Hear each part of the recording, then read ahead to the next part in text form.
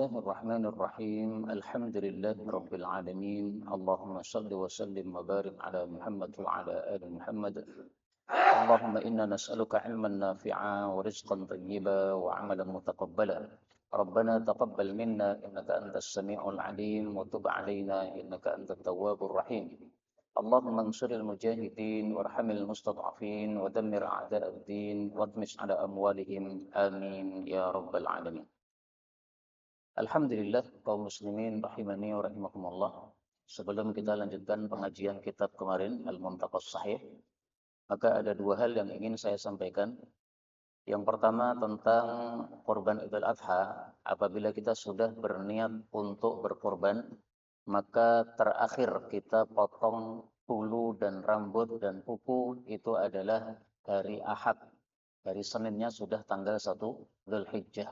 Sehingga hendaklah bersiap-siap karena tinggal 2 hari lagi ya. 1 hari ini Sabtu, Ahad besok. Nah, kalau sudah maghrib itu sudah masuk Senin, itu sudah tidak boleh potong kuku lagi.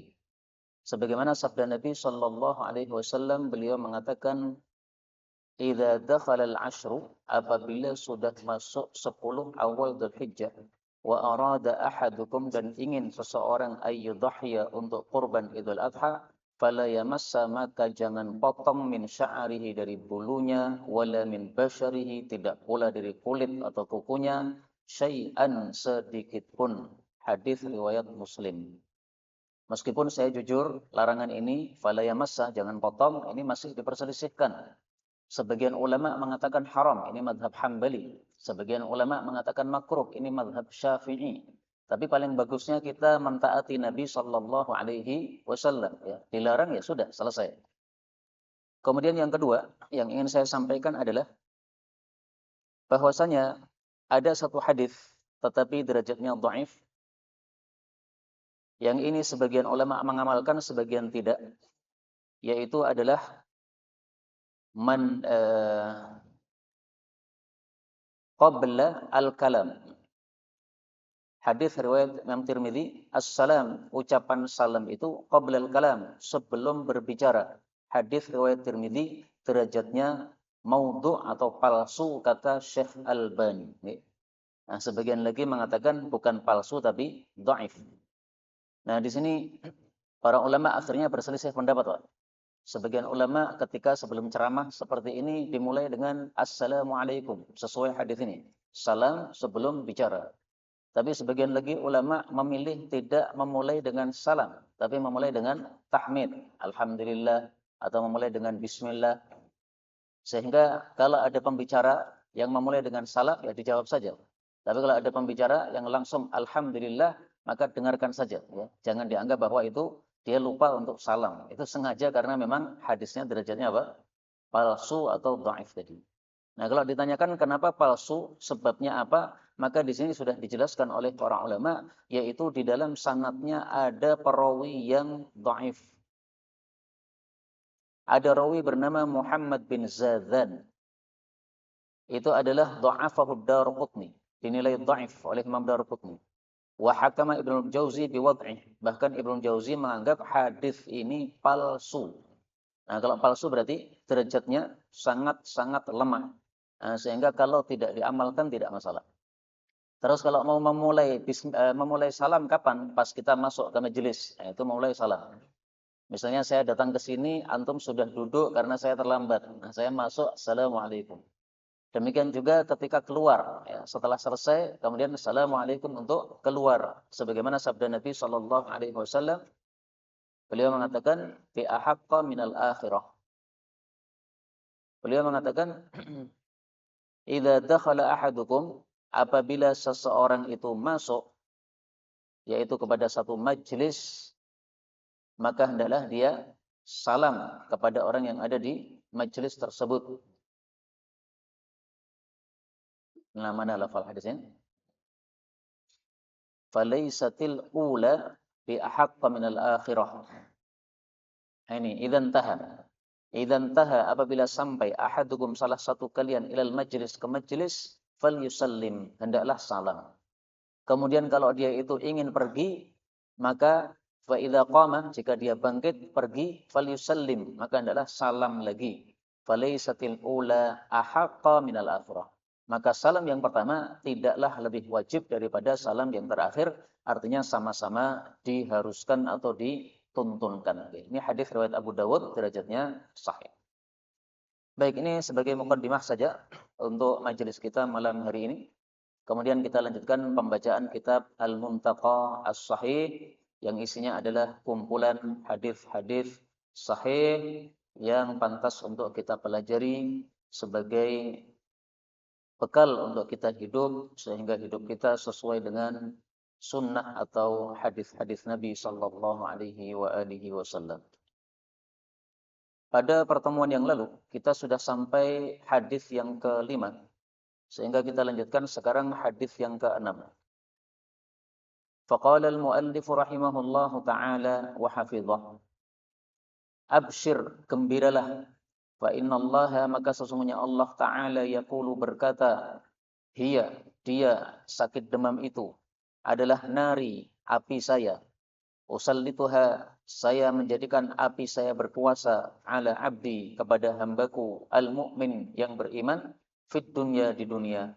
Litakuna, supaya dia menjadi hadzahu, bagiannya, minan nari, dari neraka, yaumal qiyamah, besok pada hari kiamat. Hadis ini maksudnya adalah kalau kita sakit demam, maka kita disuruh oleh Nabi malah bergembira, Pak. Absyir, bergembira. Kenapa?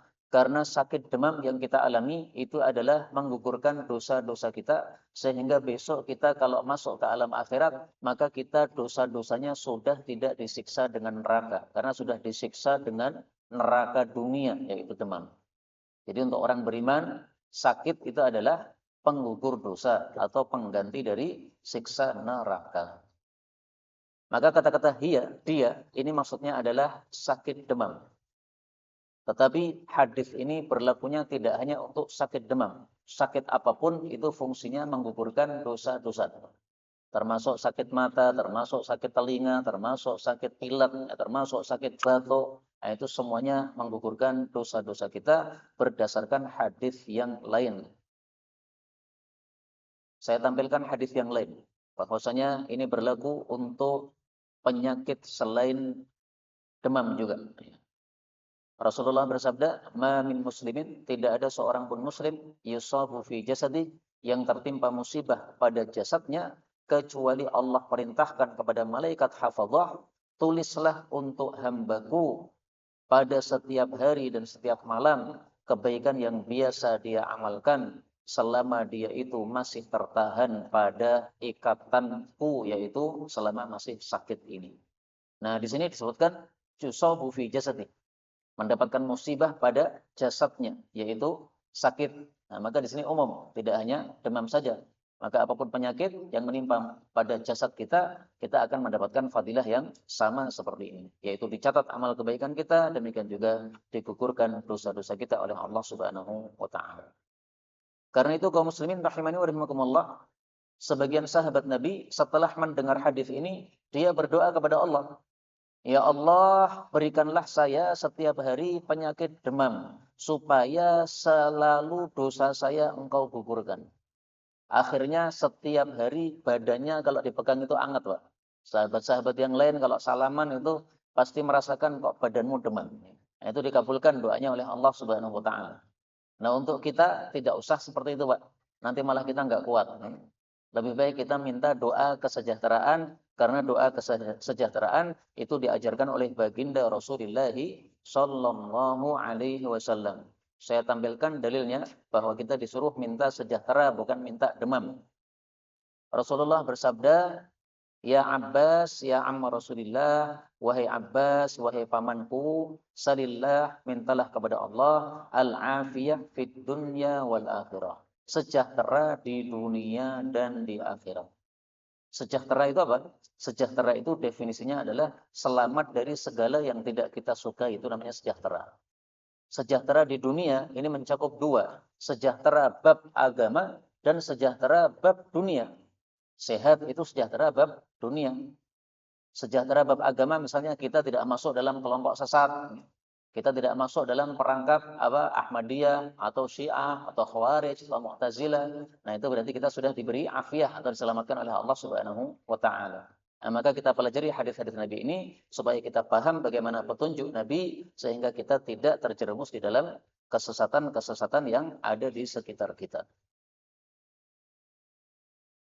Kemudian hadis berikutnya, hadis yang ketujuh. Rasul sallallahu alaihi wasallam bersabda, "Absyiru, bergembiralah, hadza rabbukum, ini pemelihara kalian, qad fataha, sudah membuka, baban, satu pintu, min abwabis sama, dari pintu-pintu langit. Yubahi, Allah membanggakan, bikum, terhadap kalian yang ada di dalam masjid, al malaikata, kepada para malaikat yang ada di langit. Yaqulu, Allah mengatakan, unzuru, lihatlah wahai malaikat, ila ibadi, kepada hamba-hambaku. Qad qadau, mereka telah menunaikan faridatan, satu amalan fardu, yaitu salat maghrib. Wahum, sementara mereka itu yang turun, mereka menunggu ukhra, salat yang lain, yaitu salat isya. Hadis ini riwayat Ibnu Majah, derajatnya sahih. Ha itu kode dari Ibnu Majah. Kalau ha mim ini kode dari Imam Ahmad. Jadi yang meriwayatkan Imam Ahmad dan Ibnu Majah. Kaum muslimin rahimani wa rahimakumullah, hadis ini sudah saya sampaikan di awal majelis dulu. Ketika kita memulai majelis ini pertama kali, maka hadis inilah yang saya sampaikan kepada panjenengan, yaitu fadilah kita duduk di masjid ba'da maghrib sampai isya, menunggu salat isya, ternyata fadilahnya besar. Fadilahnya apa? Yang pertama, fataha. Dibuka pintu langit oleh Allah Subhanahu wa taala. Ini fadilah apa? Karena kalau pintu langit dibuka, maka amalan kita berarti langsung naik kepada Allah tanpa ada penghalang. Doa kita langsung naik kepada Allah tanpa ada penghalang. Jadi kalau kita berada di masjid ba'da maghrib sampai isya, kemudian kita berdoa, doanya mustajab. Makanya sebelum pengajian selalu saya mulai dengan doa, ya, karena ini adalah waktu yang sangat mustajab, sudah dibuka pintu langit oleh Allah Subhanahu wa taala. Saya mengatakan doa kita naik ke langit. Apakah ada dalilnya? Ada, Pak. Dalam Al-Quran, mungkin sudah dijelaskan oleh Ustadz Eko, ya, karena beliau mengajarkan tafsir Al-Quran. Nah, ini dalilnya Allah Subhanahu wa taala sebutkan pada surat Fatir ayat 10. Ilaihi, hanya kepada Allah, yas'adu, naik, al-kalimut thayyib, ucapan yang baik. Nah, jadi setiap ucapan yang baik itu naik ke langit, Pak. Kita zikir, kita baca Quran, kita berdoa, itu semuanya naik ke langit. Nah, kalau dibuka pintu langitnya berarti naik langsung kemudian diterima oleh Allah Subhanahu wa taala. Maka ketika pintu langit dibuka seperti ini, marilah kita gunakan kesempatan sebaik-baiknya. Kemudian fadilah yang kedua adalah yubahi. Allah membanggakan kita di hadapan para malaikat. Nah, berarti kita ini populer di kalangan para malaikat, Pak. Mungkin kita tidak dikenal di dunia. Orang-orang nggak kenal siapa kita. Seperti saya kan ustadz kampungan, nggak terkenal. Panjenengan juga orang-orang biasa seperti kita, tidak begitu terkenal. Nggak ada masalah. Yang penting kita dikenal di kalangan para malaikat. Nah, kalau sudah dikenal di kalangan para malaikat, maka malaikat senang dengan kita. Nanti ketika kita mati, roh kita naik. Mereka sudah kenal dengan roh kita. Mereka akan menyambut roh kita yang datang ke langit saat kita mati kelak. Kemudian kaum muslimin rahimani wa rahimakumullah, dari hadis ini diambil pelajaran bahwasanya abwabis sama, langit itu ada pintu-pintunya.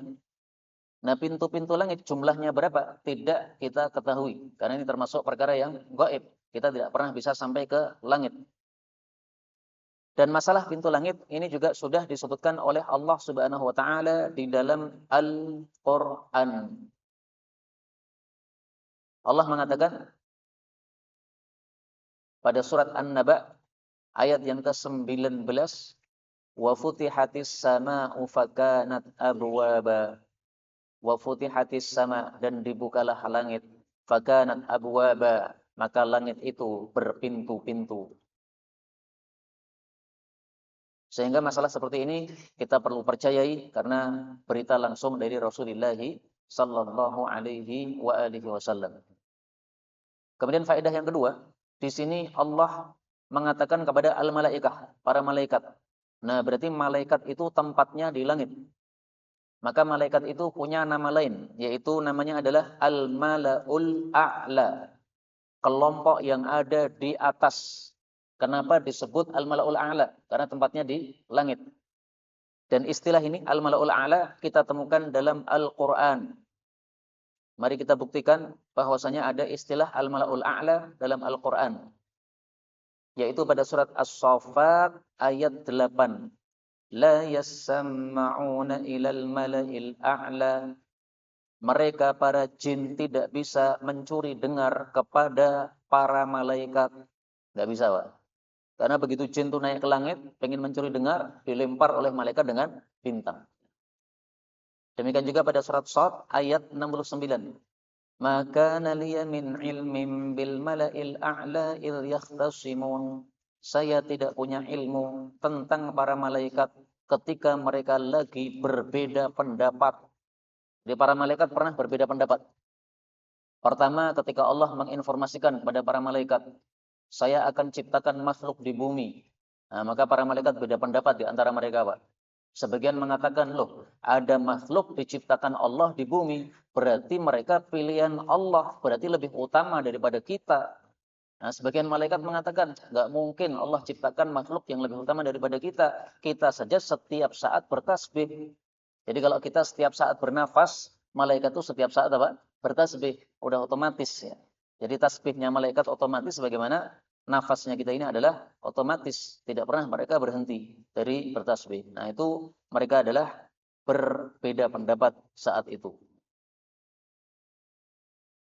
Kemudian kaum muslimin rahimani wa rahimakumullah, kata-kata faridah, mereka sudah menunggu ibadah fardu, ini maksudnya ibadah salat maghrib. Sementara ukhra, ibadah yang lain, ini maksudnya salat isya.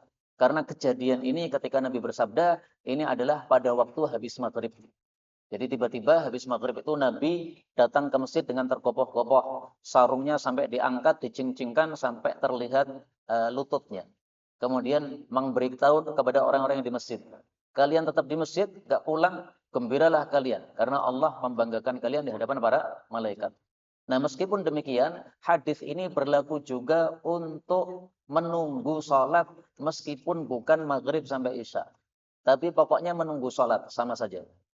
Apakah itu dari subuh menuju ke zuhur, zuhur menuju ke asar, asar menuju ke maghrib, maghrib menuju ke isya, isya menuju ke subuh.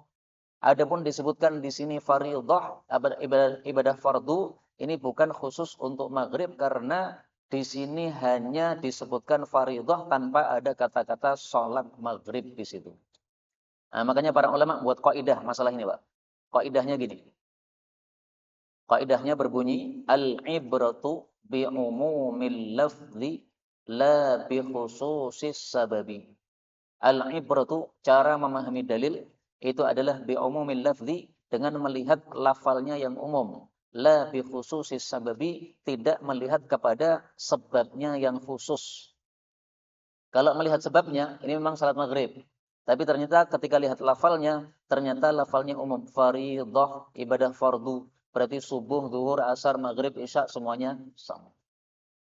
Dan ini pemahaman seperti ini dikuatkan oleh hadis yang lain. Mari kita lihat hadis yang lain. Rasulullah sallallahu alaihi wasallam bersabda, "Wantidharus salati ba'da salati." Ada amalan-amalan yang menggugurkan dosa. Yang pertama adalah isbaghul wudu, menyempurnakan wudu fil makarih ketika musim dingin. Wa i'malul aqdam, dan menjalankan kaki ilal masjid, ke masjid untuk salat jamaah. Wa intidharus shalah, dan menunggu salat ba'da salat, setelah salat yang lain. Itu semuanya yaghsilul khataya ghaslan, mencuci dosa-dosa kita dengan sebenar-benar pencucian. Nah, di sini kalimatnya menunggu salat setelah salat. Tidak ada kata maghrib dan tidak ada kata isya. Nah, sehingga salat 5 waktu ini hukumnya adalah sama. Kita tunggu ya dari salat ke salat, maka fadilahnya seperti ini. Tapi memang paling gampang kita melakukannya antara maghrib sampai isya. Tapi kalau ada yang mau sampai isya, dari isya sampai subuh, silahkan, Pak. Ada yang mau nanti pada isya tidak pulang sampai subuh? Nah, silahkan. Tapi susah, lama sekali. Berikutnya, hadis yang ke-8. Rasul sallallahu alaihi wasallam bersabda, Ibnu Adam, anaknya Nabi Adam, yaitu manusia, sittuna wa thalathumi'ati mafsil, memiliki 360 persendian. 360. Berarti jumlahnya seperti apa? Jumlah hari dalam satu tahun. Ala kulli wahidin, wajib atas setiap satu minha dari persendian tadi, fi kulli yaumin, setiap hari, shadaqatun, untuk disedekahi sebagai bentuk syukur kepada Allah. Jadi persendian-persendian ini kan nikmat, Pak. Harus kita syukuri dengan cara sedekah. Fal kalimatut thayyibah, maka kalimat yang baik, yatakallamu bihar rajul, yang seseorang itu berbicara dengannya, shadaqatun, itu dianggap satu sedekah. Wa aunur rajul, dan membantunya seseorang, akhahu, kepada saudaranya, ala syai', terhadap suatu masalah, shadaqatun, itu bernilai sedekah. Wa syarbatu minal ma', dan satu seruputan air, yasqiha, yang dia berikan kepada seseorang atau kepada binatang, shadaqatun, itu dinilai sedekah. Wa imatatul adza, dan menyingkirkan gangguan anit tariq, dari jalan, itu juga shadaqatun, bernilai sedekah. Hadis riwayat Tabarani sahih. Kaum muslimin rahimani wa rahimakumullah, hadis ini menunjukkan bahwasanya jumlah persendian dalam tubuh kita kalau dihitung jumlahnya 360. Ini nikmat Allah untuk kita. Dan kita perlu bersyukur kepada Allah Subhanahu wa taala. Dan supaya kita itu mensyukuri nikmat tadi, maka kita harus melakukan 360 kali sedekah. Seandainya kita terapkan dengan uang 1.000 rupiah, berarti kita cemplungkan dalam kotak infak 360 kali, Pak. Berarti 360.000. Tapi susah bagi kita. Setiap hari harus sedekah 360.000. Makanya oleh Nabi diberi solusi, yaitu amal-amal baik itu semuanya bernilai sedekah. Di sini beliau menyebutkan beberapa. Yang pertama, ucapan yang baik. Yang kedua, membantu orang. Yang ketiga, memberi minum orang. Yang keempat, menyingkirkan gangguan dari jalan. Ini hanya contoh-contoh, Pak. Jadi tidak harus seperti ini. Apapun kebaikan, nilainya sedekah. Dari mana taunya? Dari hadis yang lain. Mari saya tampilkan dalilnya, hadis yang lain. Rasulullah Shallallahu Alaihi Wasallam bersabda, "Kullu ma'rufin, setiap perbuatan baik, sedekatun, nilainya adalah sedekah." Nah, jadi kita bisa untuk melakukan sedekah 360 kali. Karena apapun kebaikan nilainya sedekah. Alhamdulillah, nah, ini sudah satu sedekah. Berarti kalau kita mengulangi alhamdulillah 360 kali, sama dengan sudah sedekah 360 kali. Nah, maka ini sangat mudah sekali untuk kita lakukan. Kemudian di sini ada beberapa faedah yang dapat kita ambil. Faedah pertama, di sini disebutkan kalimat thayyibah, ucapan yang baik. Ucapan yang baik itu ada dua macam. Yang pertama adalah ucapan yang baik zatnya. Misalnya kita membaca Quran, itu memang zatnya baik. Kita membaca tasbih atau zikir atau wirid, itu memang zatnya baik. Yang kedua adalah sifatnya yang baik. Ucapannya sebenarnya biasa. Misalnya kita tanya kepada seorang, bagaimana kabarnya? Nah, sifatnya biasa ucapannya. Tapi ucapan ini menyenangkan orang karena ditanya kabarnya setelah dia sakit. Nah, maka ini adalah sesuatu ucapan yang menyenangkan orang, termasuk dari kalimat yang baik karena sifatnya membahagiakan orang lain. Kemudian faedah yang kedua, di sini Nabi Shallallahu Alaihi Wasallam kasih contoh juga imatatul adza, menyingkirkan gangguan dari jalan. Nah, maka dalam Islam itu kita disuruh untuk menyingkirkan gangguan dari jalan. Jangan malah sebaliknya. Sebagian orang malah melakukan yang sebaliknya. Pasang paku di jalan supaya ada yang kena bannya karena dia ternyata tukang tambal ban. Nah, ini berarti memasang gangguan di jalan. Atau seperti yang sebagian orang melakukan tapi tidak merasa mengganggu, Pak. Tapi sebenarnya mengganggu. Misalnya membuat acara walimahan tapi di tengah jalan, padahal jalannya bukan jalan kampung. Kalau jalan kampung yang banyak putarannya silahkan. Tapi kalau jalan umum seperti misalnya jalan seperti ini yang banyak sekali orang lewat, kalau ditutup akan terganggu, maka itu tidak sepantasnya kita membuat gangguan di situ. Termasuk juga yang kadang-kadang orang tidak merasa ini mengganggu jalan adalah kalau kita membawa jenazah, kemudian kita habisi jalan untuk jenazah kita. Itu tidak sepantasnya, Pak. Karena jalan itu milik umum, bukan milik jenazah. Sementara jenazah itu sebenarnya bisa ngambil separuh jalan. Karena itu di Semanggi itu ada seorang Ustadz Faiz Baraja namanya. Bapaknya itu ketika sebelum wafat, beliau berpesan, berwasiat. Nanti kalau jenazah kalau saya sudah mati, tolong jenazah saya jangan menghabiskan jalan. Karena beliau menganggap bahwasanya itu termasuk menyelisih dari imatatul adza anit tariqi. menyingkirkan gangguan dari jalan. Itu justru memasak gangguan pada jalan, ganggu orang-orang lain. Nggak boleh. Ambil separuhnya saja atau secukupnya saja. Silahkan yang lain masih tetap bisa berjalan karena tidak harus kita menutup semua jalan kita untuk jenazah tersebut. Kemudian cara menyingkirkan gangguan dari jalan, menurut beberapa ulama, itu adalah paling bagus kita ambil gangguan dari jalan, kemudian kita singkirkan dengan kita mengucapkan la ilaha illallah. Kenapa muncul pendapat seperti itu, Pak? Nah, ini cerdasnya para ulama. Mari saya tampilkan dalilnya kenapa mereka menyarankan kita untuk mengucapkan apa? La ilaha illallah. Rasul sallallahu alaihi wasallam bersabda, "Al-imanu bid'un wa sab'una baban." Iman itu ada 70 sekian cabang. Paling rendahnya adalah menyingkirkan gangguan dari jalan. Paling tingginya adalah ucapan la ilaha illallah. Hadis riwayat Tirmidzi, derajatnya sahih. Nah, berarti pas kita menyingkirkan gangguan dari jalan sambil mengucapkan tahlil, berarti kita sudah menggabungkan antara cabang iman yang paling atas dan cabang iman yang paling bawah. Sehingga yang belum pernah menyingkirkan gangguan dari jalan dengan membaca tahlil, ini jadi PR untuk majelis kita malam ini. Dalam 1 pekan atau 2 pekan ke depan, semoga semuanya sudah bisa melakukan PR ini, singkirkan kerikil atau batu atau kulit pisang atau apapun yang mengganggu dari jalan, ya botol dan sebagainya, sambil kita mengucapkan apa? La ilaha illallah. Mengamalkan ilmu seperti ini fungsinya supaya ilmu kita diberkahi oleh Allah Subhanahu wa taala. Sebagaimana para ulama mengatakan, ilmun bila amalin kasyajarin bila thamarin. Ilmu tanpa diamalkan seperti pohon tanpa buah, berarti manfaatnya kurang banyak. Berikutnya hadis yang ke-9. Rasul sallallahu alaihi wasallam bersabda, Abu Bakrin fil jannah. Abu Bakar pasti masuk jannah.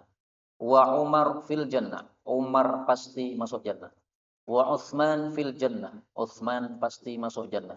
Wa Aliyun fil jannah. Ali pasti masuk jannah. 4 orang ini siapa, Pak? Khulafaur Rasyidin. Abu Bakar, Umar, Utsman, Ali radhiyallahu anhu.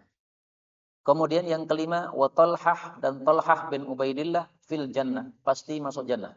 Yang keenam, wa Zubair, Zubair bin Awwam pasti masuk jannah. Nomor 5 dan 6 ini siapa? Ini adalah sahabat-sahabat Nabi yang ahli perang. Talhah ahli perang.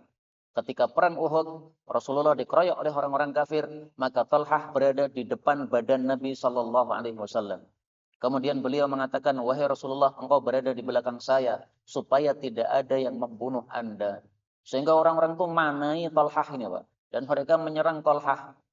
Saking dia itu sendiri membackup Nabi di depannya, akhirnya tangannya ini jari-jarinya putus, Pak. Talhah ini.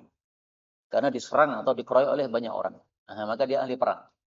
Zubair juga begitu ahli perang. Zubair ini disebut sebagai hawariyu Rasulillah. Hawarinya Rasulullah sallallahu alaihi wasallam. Karena dia sangat pemberani. Nah, Talhah tadi ketika jari-jarinya putus, dia mengucapkan hassi. Hassi itu dalam bahasa kita waduh.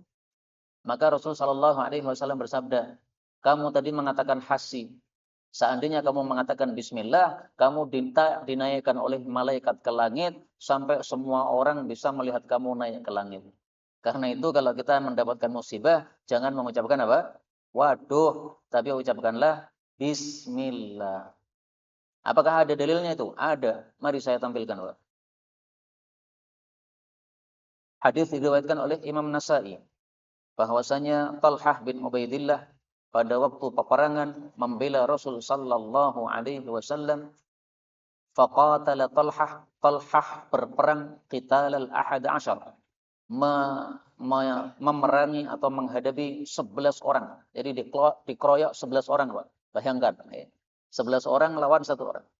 Hatta duribat yaduh, sampai tangannya dipukul dengan pedang, faquti'an asabi'uh, maka putus jari-jarinya, faqala hassi, maka dia mengatakan waduh.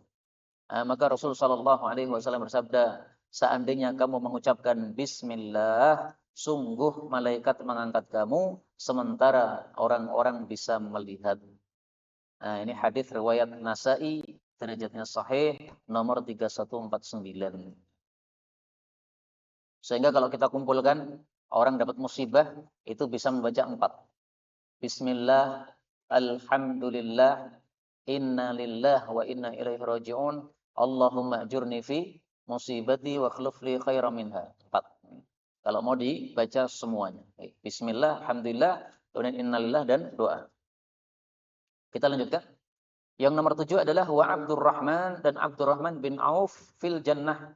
Dia itu pasti masuk jannah. Yang ke-8 wa Sa'd bin Abi Waqqas, dan Sa'ad bin Abi Waqqas fil jannah, juga pasti masuk jannah. Yang ke-9 wa Sa'id bin Zaid, dan Sa'id bin Zaid juga pasti masuk jannah. Yang ke-10 wa Abu Ubaidah, dan Abu Ubaidah Ibnu Jarrah fil jannah, pasti masuk jannah. Berarti yang dijamin masuk jannah ada berapa, Pak? 10. Maka muncul istilah al-asyarah al-mubasyarah. Artinya 10 yang dijamin masuk jannah. Tapi sebenarnya sahabat-sahabat Nabi yang dijamin masuk jannah tidak hanya 10. Tapi kenapa muncul istilah 10? Karena dalam hadis ini beliau dalam satu majelis langsung menyebutkan 10 orang. Sehingga langsung terkenal, langsung viral sebagai al-asyarah al-mubasyarah. Saya sudah berusaha mengumpulkan hadis-hadis yang menunjukkan bahwa para sahabat Nabi ada yang dijamin masuk jannah selain dari 10 ini. Ternyata saya temukan ada 33 sahabat, Pak. Ini sudah saya tulis judulnya Al-Ishrun Al-Mubasyarun bil Jannah. 20 sahabat Nabi yang dijamin masuk jannah. Wa fihi thalathah wa thalathuna sahabiyah. Di dalam buku ini ada 33 nama sahabat Nabi yang dijamin masuk jannah. Nah, isinya 33, kenapa judulnya 20? Nah, karena istilah 20 ini saya temukan dalam satu kitab yang lain. Kitab Faidul Qadir namanya. Ada tulisan di situ Al-Ishrun Mubasyarun. 20 sahabat Nabi dijamin masuk jannah. Nah, saya kaget loh, ternyata kok 20. Akhirnya saya kumpulkan hadis-hadis itu, malah ternyata berhasil mendapatkan 33 sahabat Nabi SAW. Contohnya siapa? Selain dari 10 tadi. Misalnya Bilal radhiyallahu anhu. Yang muadzin itu, Pak. Misalnya lagi Thauban radhiyallahu anhu. Nah, Thauban ini unik, Pak. Mari kita lihat ceritanya Thauban, kenapa dia itu dijamin masuk surga. Nih sabda Nabi SAW. May yataqabbalu li biwahidah ataqabbalahu bil jannah. Siapa yang mau menjamin kepada saya melakukan satu hal, nanti saya jamin dia masuk surga. Maka Thauban mengatakan, saya. Maka Rasul bersabda, la tas'alin nasa syai'an. Kamu jangan minta apapun kepada manusia. Nah, akhirnya Thauban ini karena sudah berjanji tidak minta apapun kepada manusia, ketika dia jatuh cambuknya, padahal dia berada di atas onta, maka dia akan turun sendiri, tidak pernah mengatakan kepada seseorang, tolong ambilkan cambuk saya. Karena tidak boleh minta sama sekali. Nah, insya Allah kalau kita tidak minta sama sekali kepada manusia, insya Allah juga bisa mendapatkan jaminan dari Nabi SAW masuk surga. Karena hadis seperti ini biasanya berlakunya untuk umat semuanya, Pak. Tidak hanya untuk satu orang saja. Nah, karena itu marilah kita berusaha untuk tidak minta apapun kepada manusia. Tapi ketinggalan angel, Pak. Kayaknya setiap hari kita udah minta sama manusia. Tolong istriku buatkan kopi. Nah, ya minta toh. Susah nih berarti. Gaya kopi dewe berarti, Pak. Baik.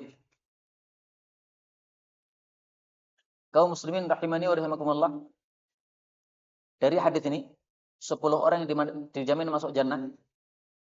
Apa yang dapat kita petik pelajarannya? Oh, kabelnya belum. Nih, sudah hampir mati. Nggih, jazakallahu khairan. Ada yang perhatian. Sudah hampir mati ini tadi. Pelajaran yang dapat kita petik adalah kalau ada 10 sahabat Nabi dijamin masuk jannah. Sementara mereka itu memiliki amalan-amalan yang pasti menyebabkan masuk jannah. Nah, maka yang bisa kita lakukan adalah mari kita meniru amalan mereka. Insya Allah kalau kita meniru amalan mereka, maka kita juga akan masuk jannah sebagaimana mereka masuk jannah. Apa amalannya Abu Bakar As-Siddiq, apa amalannya Umar bin Khattab, apa amalannya Utsman bin Affan, apa amalannya Ali bin Abi Thalib, dan seterusnya. Nah, salah satunya tadi ya, Talha, yaitu membela Nabi SAW. Berarti kalau kita membela Nabi SAW, insya Allah juga penyebab masuk ke dalam jannah. Abdurrahman bin Auf ini, fadilahnya, dia itu orang yang sangat-sangat dermawan, Pak. Sehingga kalau dia sedekah itu biasanya sedekahnya dengan jumlah yang sangat banyak karena memang dia kaya raya.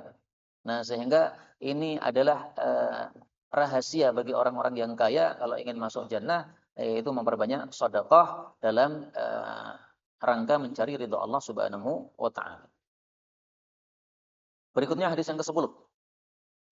Rasul sallallahu alaihi wasallam bersabda, "Atani telah datang kepada saya atin seseorang yang datang min indi rabbi dari hadapan pemelihara saya azza wa jalla." Faqala, lalu orang itu mengatakan, "Man shalla 'alaika?" Siapa yang salawat kepada kamu min ummatika dari umatmu salatan satu kali salawat, kataballahu lahu, Allah mencatat untuknya biha dengan salawat tadi asyra hasanatin 10 pahala. Ini fadilah pertama, dapat 10 pahala. Fadilah yang kedua, wa maha anhu, dan Allah hapus darinya asyra sayyiatin 10 dosa. Fadilah yang ketiga, wa rafa'a lahu, dan Allah tinggikan untuknya asyra darajatin 10 derajat yaitu dalam surga. Fadilah yang keempat, wa radda alaihi, dan Allah mengembalikan kepada orang tadi mithlaha semisal salawat tadi.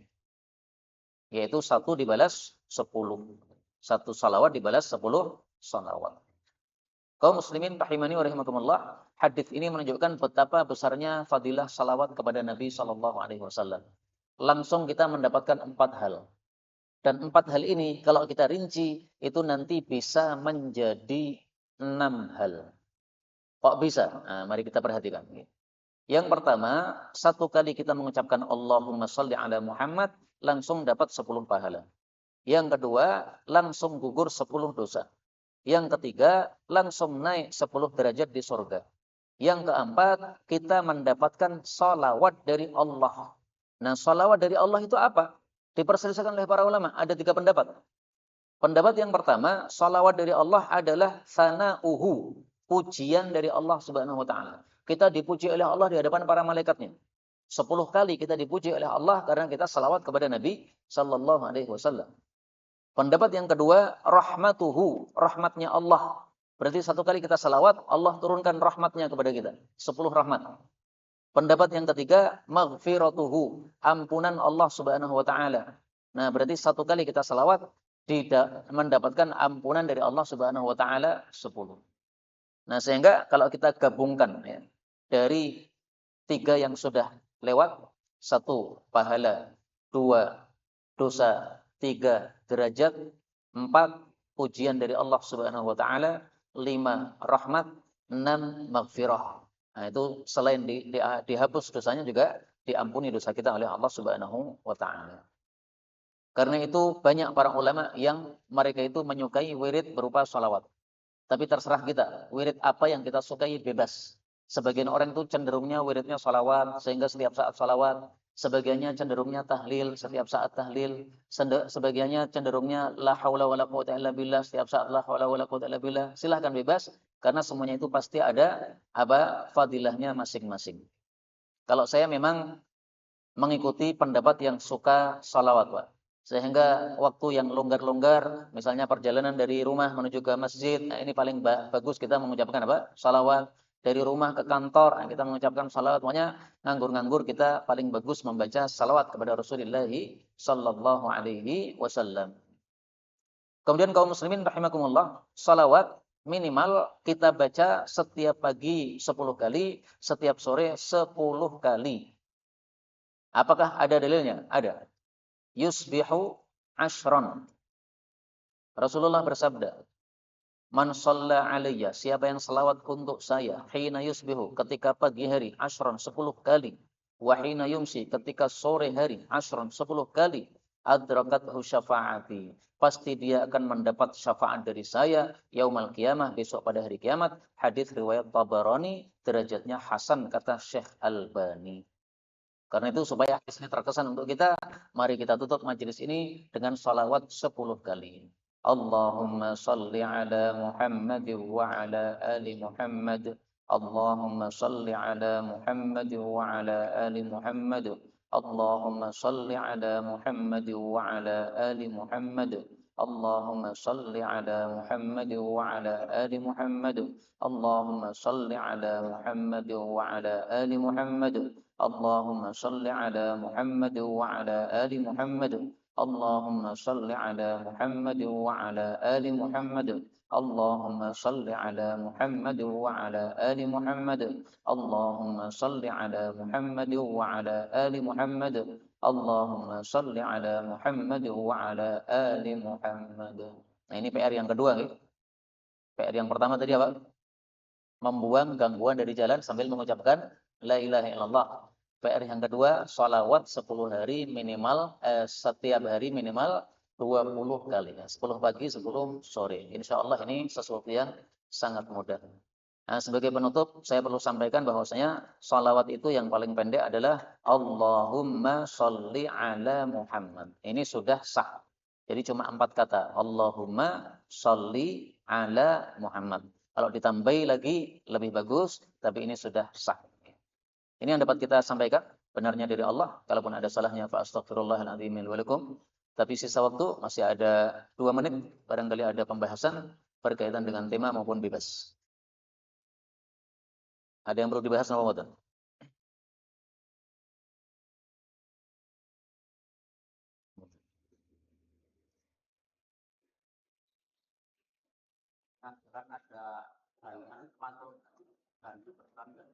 Apa itu?